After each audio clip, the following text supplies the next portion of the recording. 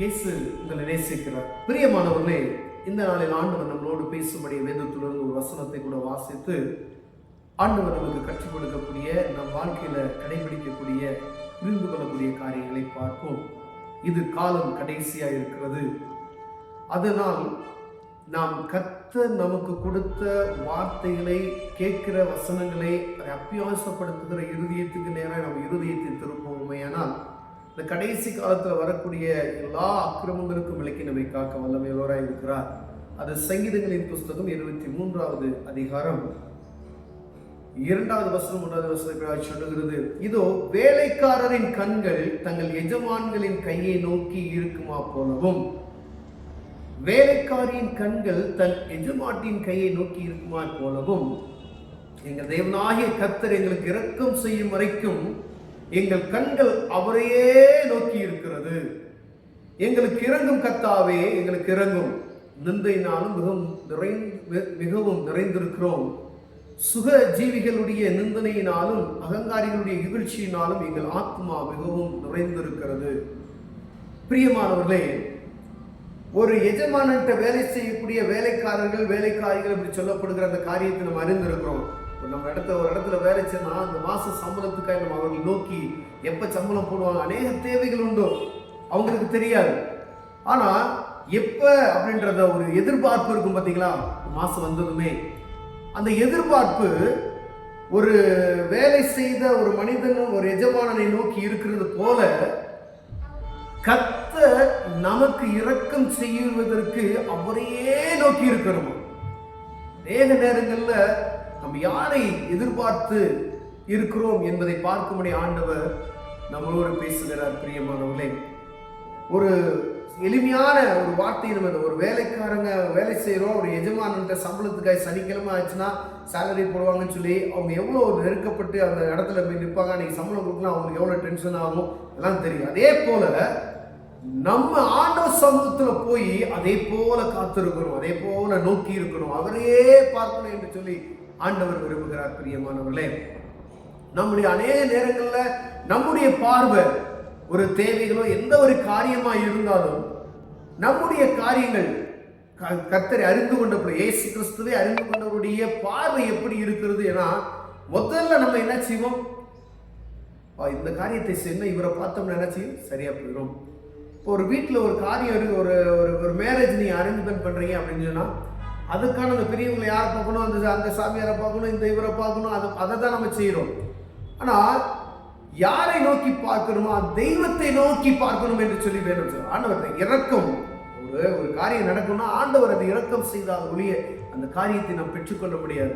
ஒரு அரசாங்க அதிகாரியை பார்க்க போகிறீர்கள், அந்த ஒரு காரியம் நமக்கு நடக்க வேண்டும் என்றால் அவரை சார்ந்து நீங்கள் இருப்பீர்களால் அது அப்படியே லேட் ஆகிட்டே. நீங்க இயேசுகிட்ட போங்க,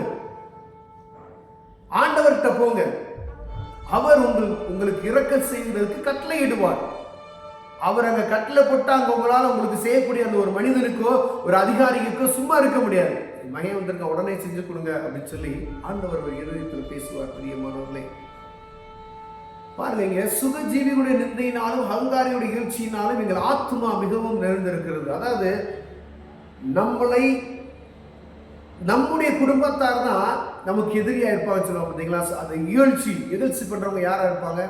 நீங்க நல்லா இருந்தீங்கன்னா உங்ககிட்ட வருவோம், நீ இல்லை அப்படின்னு சொன்னா எல்லாத்தையும் எழுந்துகிட்டே தான் இருப்பாங்க. ஆமா, சொந்தம் கேட்கல அப்படின்னு தான் சொல்லுவாங்க. அப்ப உறவினருடைய காரியங்கள் இப்படிதான் இருக்கும், சொந்தங்களுடைய காரியங்கள் இப்படிதான் இருக்கும். அதனால ஆண்டவர் சொல்றாரு, நீ இதெல்லாம் இந்த நிகழ்ச்சியெல்லாம் இருக்க இந்த மாதிரிலாம் நடக்காம இருக்கணும்னா ஒரே பார்வை மேலே நோக்கி தான் இருக்கணும். பிரியமானவர்களே, சற்றாகிலும் அங்கும் இங்கும் திரும்பக்கூடாது. அதை நம்ம பழக்க வைத்துக் கொள்ளணும். ஒவ்வொரு நாளும் அதை நம்ம பழக்க வைத்துக் கொள்ளணும்.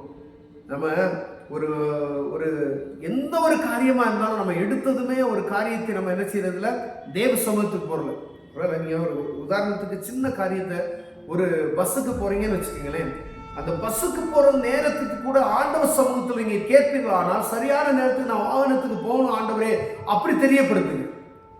இப்போ ஒவ்வொரு காரியத்தையும் இயேசுவுக்கு தெரியப்படுத்தும் பொழுது ஆண்டவர் மகிமைப்படுவார். நம்ம பார்த்து கொண்டே இருக்கிறார். அவர் என் பிள்ளை என்ன கேட்பான், என்கிட்ட பேசுறானா, அவனுடைய பார்வை எங்க இருக்கு,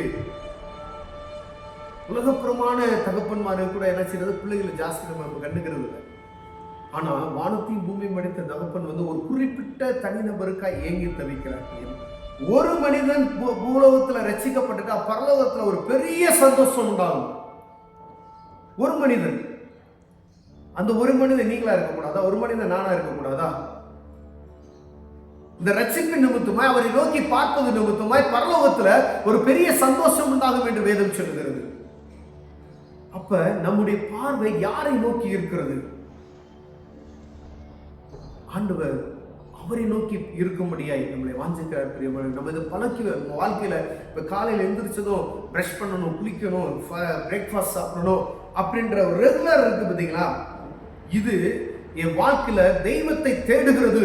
ஃபர்ஸ்ட் இதுகளுக்கெல்லாம் முன்னாடி அவரை நோக்கி பார்க்கும். இந்த நாளுக்குரிய காரியத்தை அவருக்கு தெரியப்படுத்தும். ஆண்டவர் இங்க நான் போறேன், அங்க எனக்கு தயவு கிடைக்க செய்யுங்க. இந்த வேலை விஷயமா போறேன், படிப்பு விஷயமா போறேன், எனக்கு தயவு கிடைக்க செய்யுங்க ஆண்டவரே. இந்த பொருளை நான் வாங்க போறேன், இந்த பிசினஸ் நான் பண்ண போறேன், இந்த மாதிரி ஒரு திருமண காரியத்தை செய்ய போறேன், ஒரு வீடு வாங்க போறேன், ஒரு நிலத்தை வாங்க போகிறேன், இப்படி பிரயாணமாக போகிறேன். ஒவ்வொரு காரியத்தையும் இயேசுவுக்கு நீங்க தெரியப்படுத்துவீர்களானால் ஆண்டவர் இரக்கம் செய்ய வல்லமையுள்ளவராய் இருக்கிறார். அப்ப இகழ்ச்சிகளுக்கு நம்ம என்ன செய்ய முடியும்? சுகஜீவிகளுக்கும் இகழ்ச்சி பேசுகிறவர்களுக்கும் நம்மை ஆண்டவர் காத்துக்கொள்வார். எப்படா விழுந்து போகலாம் என்று நினைத்துக் கொண்டிருக்கிறவர், எப்ப நீ விழுவ அப்படின்னு சொல்லி உன்னை சுத்தி இருக்கிறவர்கள் பார்த்து கொண்டிருப்பார்கள். இவர்கள் மத்தியில உன் சுயபலத்தால் நிற்க முடியாது என்று சொல்லி ஆண்டவர் சொல்கிறார், என்னை நோக்கி பார் மகனே, நீ விழுந்து போகாதபடிக்கு உன்னை என் கரத்தில் என்ன செய்வேன்? தாங்கிக் கொள்ளுவேன். அப்படி பழகி நம்ம இப்படி பழகிட்டோம்னு வச்சுக்கோங்களேன், அசைக்க முடியாது யார். கர்த்தர் கொடுக்கிற ஆசீர்வாதமே ஐஸ்வர்யத்தை தரும், அது வேதனையை கூட்டாது. அது யாரும் உங்க கையில இருந்து என்ன செய்ய முடியாது? பிடுங்க முடியாது. அதை யாராலையும் அசைக்க முடியாது. கன்மலையின் மேல் கட்டப்பட்ட வீடு போல ஒரு ஆண்டவர் உங்களுக்கு ஒரு பொருள் கொடுத்துட்டாரு, அந்த பொருளை ஒருத்தர் உங்களால என்ன செய்ய முடியாது? எடுக்க முடியாது. அப்ப நீங்க ஒவ்வொரு காரியத்தை ஆண்டவர் சமூகத்துக்கு போங்க. அப்ப ஆண்டவர் என்ன செய்வார்? சரியான கைட் பண்ணி அழகா நடத்துவார். அந்த காரியத்தை அவருக்கு தெரியப்படுத்துங்க. ஆண்டவரே இந்த காரியம் அப்படின்னு எந்த காரியமா இருந்தாலும் சரி ஆண்டவருக்கு முதல் தெரியப்படுத்திட்டு அதுக்கப்புறம் நீங்க சந்திக்க போற மனுஷனை போய் பாருங்க. சந்திக்கக்கூடிய வீடு வாங்க போறீங்களா, எந்த ஒரு காரியமும் அதுக்கப்புறம் பாருங்க. அதுக்கு முன்பதாயும் ஒருவேளை மரத்துக்கு போயிட்டீங்க, சில நிமிஷங்கள்ல போய் நீங்க உட்கார்ந்து தனியா ஜெபிக்க முடியாது. அப்போ ஒரு ஆபீஸ்ல போய் நிக்கிறீங்க, மறந்துட்டீங்கன்னு வச்சுக்கோங்களேன். அப்போ தேவ சமூகத்தில் உங்க இருதயம் அவரோடு பேசுகிற ஒரு அனுபவத்திற்குள் நீங்கள் வருவீர்களானால் ஆண்டவர் உங்களை கனப்படுத்தி உங்கள் உயர்ந்த இடத்திற்கு கொண்டு போக வல்லமையுள்ளவராக இருக்கிறார். பெரியவர்களே, நம்ம ஆசீர்வாதத்துக்கு தனியாக இருக்கக்கூடிய இப்படிப்பட்டதான காரியம் எனக்குள்ள உங்களுக்குள் இருக்குமேனால் தேவ சமூகத்துக்கு ஆண்டவர் இப்படிப்பட்ட காரியத்தை முழுமையை எடுத்துக் கொடுங்க. அந்த முழுமையான ஆசீர்வாதத்தை சுதந்திரத்துக்குள்ள நான் வாஞ்சிக்கிறேன்னு சொல்லி ஜெபிப்போமா? ஆண்டவர் அற்புதம் செய்யும். அன்பு தகப்பனே, ஆண்டவரே, முழுமையான ஆசீர்வாதத்தை சுதந்திரத்துக்குள்ள நாங்கள் வாஞ்சிக்கிறோம்.